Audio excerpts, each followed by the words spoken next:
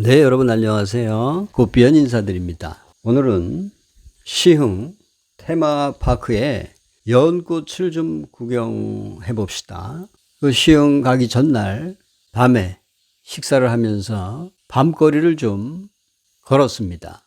자, 어둠이 주는 아름다움이 있죠.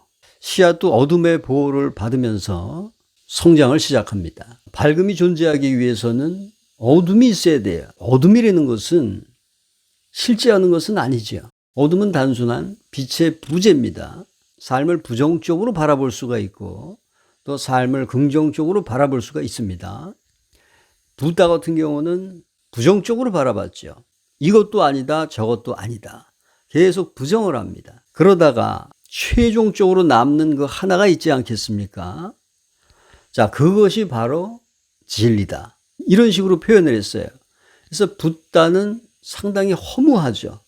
모든 걸 다 비워나가니까. 그러나 예수나 크리슈나의 길은 이건 긍정의 길이에요.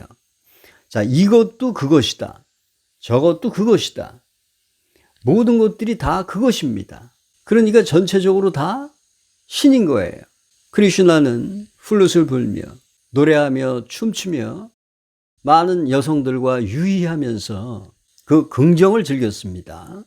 우리가 서로 사랑할 수도 있어야 되고 또 사랑하다 지치면은 홀로의 고독 속에서 자신을 들여다볼 수 있어야 합니다. 그 에너지의 근원을 찾자 이겁니다.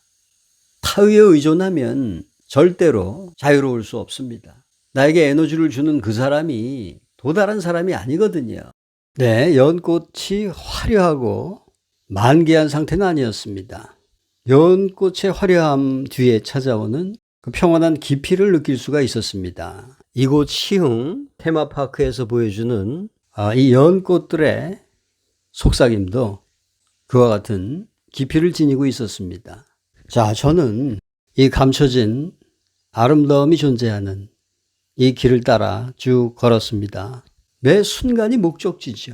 목적을 멀리다 둘 필요가 없습니다. 네, 멋진 구름과 아름다운 사람들, 푸른 잔디, 연꽃이 있는 곳으로 좀 다가갔습니다. 꽃들은 거의 다 지고 넓적한 잎사귀들만 남아 있습니다. 네, 바람이 불고 그 바람에 맞춰서 저항하지 않고 춤을 춥니다. 바람이 왼쪽에서 불면 오른쪽으로 움직이고 오른쪽에서 불면 왼쪽으로 움직입니다. 이 꽃은 바람과 대항해서 싸우지 않습니다. 저항할 필요가 없어요. 모든 불행은 이 저항하는 거에서부터 시작합니다. 자연의 순리에 역행하지 말고 이렇게 순응한다면 보는 사람도 좋고 본인도 좋고 얼마나 좋습니까? 그 썩어가는 것을 굳이 안 썩는다고 주장하면서 그것을 종교의 자유라고 이렇게 울부짖는 그 사람, 그것이 도대체 어떤 가치가 있는 겁니까? 아주 조그만 가치가 있다 하더라도 저는 그것을 존중하고 인정해 줄 수 있을 것 같아요.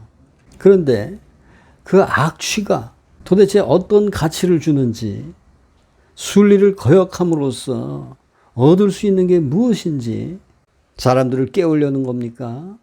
논리적인 사람들에게 이 비논리적인 어떠한 섬광을 제시함으로써 사람들을 깊은 잠에서 깨우려고 하는 겁니까? 옛날 선사들이 그 몽둥이로 사정없이 내리치면서 불합리하고 비논리적인 행동을 했듯이 말입니다. 저도 그 부분에 대해서 나름대로 호기심을 갖고 지켜봤어요. 근데 그게 아닙니다. 그러한 영적인 요소가 전혀 없어요. 신격화의 혈안이 되어 있는 추한 속물로밖에는 보이지 않습니다. 자, 이 꽃을 보세요. 얼마나 아름답습니까? 저항합니까? 순리를 거역합니까? 자, 바람 부는 대로 움직이잖아요. 저게 아름다운 겁니다. 바람이 왼쪽에서 부는데 그럼 오른쪽으로 움직여야죠. 왼쪽에서 부는데 왼쪽으로 움직이면은 저 꽃잎은 다 부셔져서 산산이 파괴될 것입니다. 왜 그런 자해를 하는지 모르겠습니다. 자, 지금이라도 이 아름다운 연꽃을 보고 깨어나기 바랍니다. 자, 붉은 꽃의 춤. 이번에는 하얀 꽃의 춤입니다. 자, 이걸 보니까 예수가 한 말이 생각나네요. 자, 저 들에 핀 백합을 보아라. 솔로몬의 영광보다 더 아름답다. 자, 백합이 뭘 갖고 있습니까? 백합이 이 물밖에 더 먹습니까? 아무것도 갖고 있지 않아요. 그냥 무소유입니다. 근데 저렇게 아름답습니다. 유연하고 순리에 거역하지 않고 춤을 추고 있지 않습니까? 자, 저기 춤추는 자가 있습니까? 춤추는 자는 오래전에 사라졌어요. 오직 춤만 남아 있습니다. 그냥 평범한 물이 얼마나 좋습니까? 그 물이 뭐 특별해야 됩니까? 죽음의 예술, 어떻게 죽을 것인가? 어떻게 하면 에고가 죽을 것인가에 대한 이 탐구, 그 죽음의 예술. 자, 물은 자신의 형태가 없죠. 주전자에다 담으면 주전자 모양이 되고 또 사기 그릇에다 담으면 사기 그릇 모양이 됩니다. 물은 또 자신을 낮춤으로써 바다에 도달하죠. 자신을 낮추는 법을 배워야 된단 말이에요. 영성이 없는 사람이 무슨 영성 사업을 하며 에너지가 없는 사람이 무슨 에너지 장사를 하며 자기 자신조차 구하지 못하는 사람이 어떻게 타인을 구원할 수 있겠냐 이거예요. 여러분들은 미스터가 살인을 하건 도둑질을 하건 그가 어떤 사람이더라도 상관없다. 나는 단지 그 자를 하나의 신앙의 대상으로 의지하고 있는 거다. 이렇게 얘기하는 분들이 지금 헌신자들이에요. 자기가 만들어낸 신이에요, 그게. 미스터 허의 형상을 따서 각자 자신의 신을 만들고 있는 거란 말입니다. 헌신자들이 1000명이라 한다면은 1000개의 신이 있는 거예요. 신이라는 것은 하나이기 때문에 그게 신인 겁니다. 지금 1000개의 신이 서로 경쟁을 하고 서로 자신의 미모를 뽐내고 많이 갖다 바치느냐를 경쟁하고 또 누가 더 낫느냐를 경쟁하고 다리가 아파도 그 경쟁을 해야 되기 때문에 아프지 않은 척 해야 되는 거예요. 낫지 않고 지금 병이 그대로 있음에도 불구하고 다 나았다는 이러한 연극을 해야 되는 겁니다. 그게 잘못된 신앙을 가졌을 적에 나타나는 자기 파괴 형식이에요. 그것은 이미 이재록이가 증명했습니다. 이재록은 유난히 많은 기적을 보였어요. 결과적으로 그 증인들 나중에 어떻게 양심선언합니까?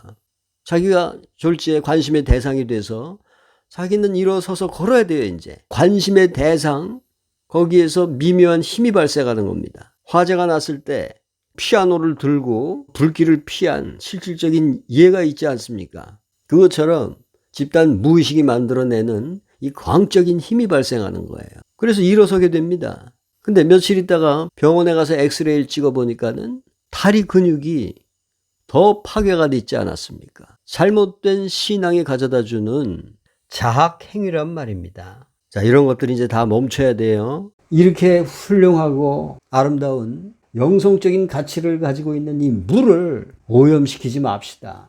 그냥 평범한 물로 흐르게 놔두자고요. 왜 그 물에다가 자기의 이름을 써붙이고 자기의 사진을 붙여서 그 물의 아름다운 영성을 파괴하냐 이거예요. 꽃이라는 단어는 꽃이 아닙니다. 언어에 너무 우리가 쉽게 동화되고 미혹돼서 그것을 그냥 실체라고 믿어버린다는 얘기입니다. 그런 것을 이용하는 거짓 선지자들이 등장하는 겁니다. 대표적인 게 오링 테스트예요. 그거 다 언어로 구성되어 있지 않습니까? 말에서 시작해서 말로 끝나는 거예요. 어떠한 실체도 없는 겁니다. 그 결과가 어떻게 나오든 그것은 실체가 아니라는 사실을 분명히 알아야 됩니다. 우리는 꽃이라는 언어를 얻으려고 그러는 게 아니에요. 진짜 꽃과 함께 삶의 한 복판으로 들어가서 거기서 터져 나오는 지복과 환희와 희열을 맛보려고 하는 거예요. 엑스타시가 빠진 삶은 이미 죽은 삶입니다. 자, 우리가 이 연꽃의 아름다움에 빠지는 것은 그 결실, 진흙이 변화해서 이루어진 그 결실에 있다고 봅니다. 진리는 수만 가지 방식으로 우리에게 접근해요. 우리는 이 한순간 한순간 깨어있는 의식으로 그 대상과 조우하면서 자기 안에 있는 지고한 실체를 깨워나가야 됩니다. 나의 탐욕과 분노와 증오와 적개심과 욕망과 이 모든 것들이 다 진흙이란 말입니다. 자, 그것은 정화되고 변형되어서 높은 차원으로 상승해야 돼요. 그래서 우리는 호흡도 빨리 해보고 역동적인 동작을 취해보기도 하고 또 울부짖기도 하고 배꼽을 잡고 깔깔 웃기도 하면서 자신이 갖고 있는 그 1차 에너지를 고갈시키기 위해서 노력하는 거예요. 1차 에너지가 고갈이 돼야 그 심층부에 있는 새로운 에너지층이 열리는 것입니다. 자동차를 타고 가요. 그러면 휘발유가 남아있는 동안까지는 그 차가 갑니다. 자, 휘발유가 다 떨어지면은 문을 열고 나와서 걸어야죠. 이게 바로 새로운 에너지층이 열리는 겁니다. 1차 에너지가 다 고갈이 돼야 새로운 에너지층이 열린다는 얘기입니다. 이렇게 해서 점점 자기의 심층부로 들어가는 거예요. 그것이 바로 명상입니다. 푸른 창공이 저렇게 구름으로 가득 덮여 있습니다. 우리의 내면의 하늘을 사념이 가리고 있는 겁니다. 사념과 사념 사이의 그 틈, 거기서 불현듯 터져 나오는 그 섬과 그것을 조금이라도 맛볼 수 있기 위해서 우리는 자신의 호흡을 지켜보는 것이고 또 구분 동작을 통해서 현재로 돌아오려고 필사적인 노력을 하는 것입니다. 마음이 나에게 주는 가혹한 현실을 처절하게 체험을 해야 되는 것입니다. 거기 머물 수 없는 곳이구나 하는 것을 먼저 체득을 해야 돼요. 그래야 그 마음으로부터 벗어날 수 있는 의지가 생기는 것입니다. 감사합니다.